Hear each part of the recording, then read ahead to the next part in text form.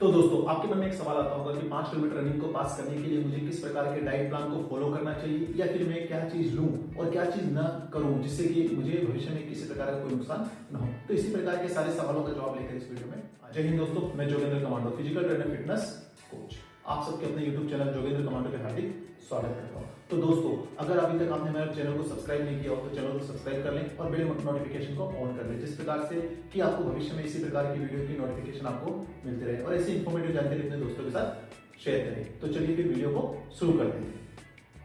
तो दोस्तों आपको मैं बताना चाहूंगा कि आप जो भी मेरे भाई हैं पास हो चुके हैं एसएससी जीडी के रिटर्न में और अब फिजिकल की तैयारी कर रहे हैं, तो उसके मन में एक सवाल है कि भाई मुझे किस प्रकार का डाइट प्लान दूं जिससे कि मैं इजीली इसको पास कर दूं।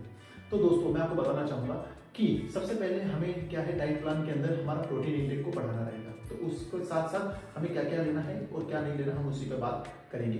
तो दोस्तों आप अगर आप सुबह वर्कआउट करते हैं, सुबह रनिंग के लिए जाते हैं, तो कभी भी खाली पेट रनिंग के लिए नहीं जाना है।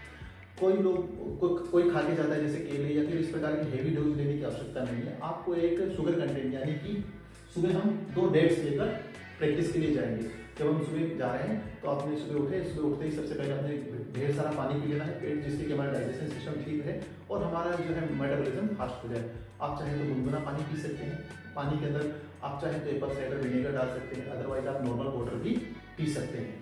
आप पानी पीजिए, पानी पीने के बाद फ्रेश हुई, फ्रेश होने के बाद में जब आप जा रहे हैं, जाने से पहले आप 2 डेट्स यानी कि 2 खजूर खा ले, हो सके तो आप अंजीर भी खा सकते हैं। अभी क्या होता है कि खजूर जो है हार्ड सरफेस होता है, यानी कि ये एक शुगर कंटेंट है, हार्ड टू डाइजेस्ट होता है। जब आप रनिंग करेंगे, रनिंग करते समय अगर आपके पेट में कुछ नहीं होगा तो आपके पेट में जो है अल्सर होने की संभावना रहती है, जिससे कभी कभी आपने देखा होगा कि पेट दर्द करने लगता है। तो दोस्तों मैं आपको बताना चाहूंगा कि इस प्रकार का कोई भी आपके साथ समस्या ना हो, इसलिए आप खाकर जाइए, ठीक है। इसके बाद में हमें क्या लेना है, जैसे कि आपको वर्कआउट करके वापस आ गए, ब्रेकफास्ट में जो आपके घर पे बना है आप वो खाइए। उसके साथ मैं आपको प्रेफर करूंगा 50 ग्राम सत्तू जो है बहुत बेहतरीन एक प्रोटीन सोर्स है, मैं आपको बताना चाहूंगा।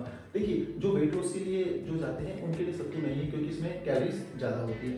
पर आप एक एथलीट के रूप में अपने आप को ट्रेन कर रहे हैं, एज ए एथलीट अगर आप फोर्स को ज्वाइन करते हैं तो आप मान के चलिए आपका आने वाला जो भविष्य है या फिर आपका पूरे जीवन में आप एक एथलीट के रूप में आपको काम करना है। यानी कि आप जब से भर्ती होंगे और जब रिटायरमेंट होंगे उससे पहले भी आप जो है फिजिकल एक्टिविटी के अंदर ही इन्वॉल्व रहने वाले हैं।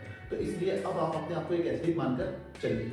तो आपको 50 ग्राम सत्तू लेना है। सत्तू के अंदर आप ध्यान रखिएगा, आपको नींबू डाल लेना है, थोड़ा नींबू और थोड़ा गुड़ डाल लीजिएगा।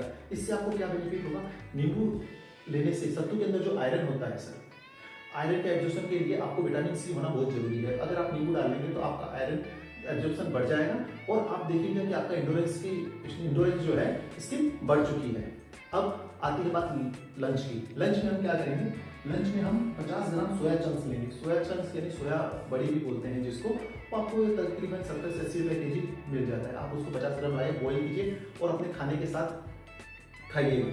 खाने में आपको क्या लेना है, जो भी आप खाना खा रहे हैं सबसे पहले सोया, हम सोया को इसलिए ले रहे हैं, सोर्स ऑफ प्रोटीन है, ये एक सोर्स ऑफ प्रोटीन है और इसके अंदर फाइबर होता है। तो जो फाइबर जो है आपका मेटाबॉलिज्म को सही करेगा और आपका डाइजेशन सिस्टम को सही रखेगा, पाचन शक्ति को मजबूत करेगा। इसके बाद आता है कि जो दोस्त मेरे हैं शाम को प्रैक्टिस के लिए दोबारा जाते हैं, रनिंग के लिए जो शाम को वापस जाते हैं, तो आप प्री वर्कआउट या पोस्ट वर्कआउट में आप चना और मूंग ले सकते हैं। और याद रखिएगा चना और मूंग भी आयरन का सोर्स है। तो इसके लिए हमें क्या है, विटामिन सी यानी कि नींबू इसमें थोड़ा सा डालकर खाना है। ये आप जो है भिगे हुए चने और मूंग ले लीजिएगा और उसके बाद में आप कर लीजिएगा, यानी कि आप अपना वर्कआउट प्लान करने के बाद में आप उसको खा सकते हैं इवनिंग में। और रात के समय ध्यान रखिएगा दोस्तों कि आपको, जैसे मैंने पहले ही बताया कि आप एक एथलीट के रूप में काम कर रहे हैं।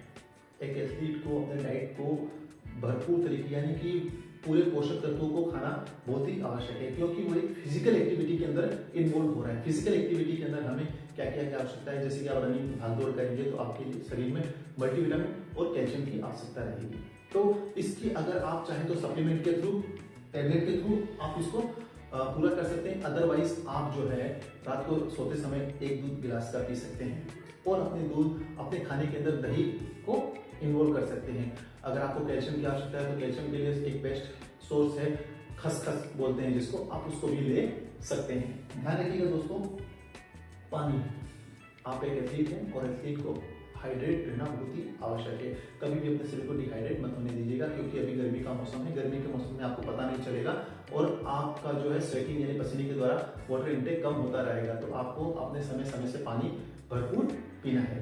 अब आती है बात वर्कआउट के दौरान। देखिए, वर्कआउट के दौरान हम क्या कर सकते हैं कि हम इलेक्ट्रोल पाउडर, ORS या नींबू पानी, इन तीनों में से एक आप अवश्य लीजिएगा, जिससे कि आपका जो है शरीर के अंदर वाटर इनटेक बना रहे और आपको जो है डिहाइड्रेशन ना हो। तो दोस्तों, आशा करता हूँ ये वीडियो आपको पसंद आया हो। अगर वीडियो पसंद आया तो वीडियो को एक लाइक कीजिएगा।